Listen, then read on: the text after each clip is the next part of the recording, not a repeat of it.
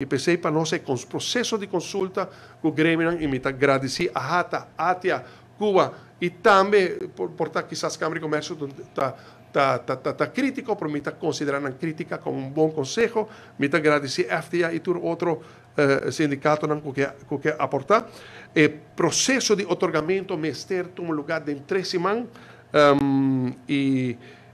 depois de 6, botar aí um sorte de pré-aprovação e depois de 6, botar 6 semanas para terminar o processo na Dimas. Ayer, nós estávamos em reunião, estava presente manager de Vreemdelinge Keten, diretora de Dimas,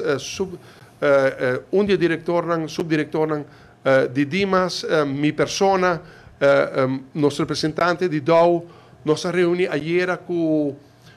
não me perguntar de coordenadora de organização UNHCR, PADF, HIAS,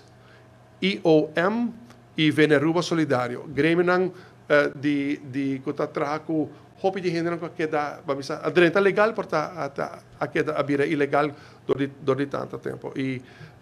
também para informar de que e você me está sentindo não está contento com não aguenta step em direção de que ajuda. Portanto, não está suficiente. Tem gente que só quer algo hobby mais flexível, pero a mim bisa toch tem hora vida está ensinando que mi hobby vai passo a passo, não? Quizás com step tão chiquito, de boa direção e segundo cambio mais necessário, bota seguir tu me passo aqui,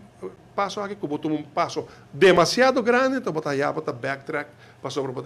vai cometer erro ou algo assim. Que bem, nós preferimos ir passo a passo e me quero que para outros semanas nós me certa claro para ter em conta que é diferente outro setor que eigenlijk na primeira instância nós não temos em conta com através da AFBA, consideração de AFBA e também outro promising sectors então para nós portar algo completo e Deus mediante balança, não, de bem-estar de um e todo.